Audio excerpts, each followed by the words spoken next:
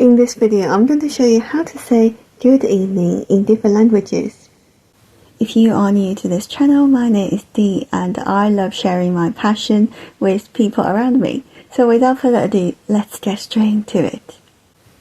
晚上好. So there are three characters here. 晚上 means evening and 好 means good.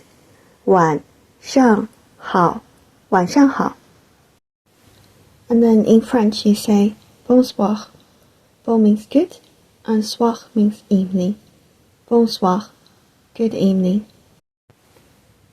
And then in German you say Guten Abend.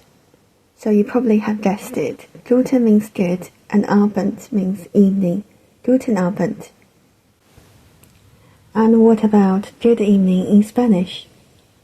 Buenas noches. Buenas noches. Buenas means good, noches means evening. Buenas noches.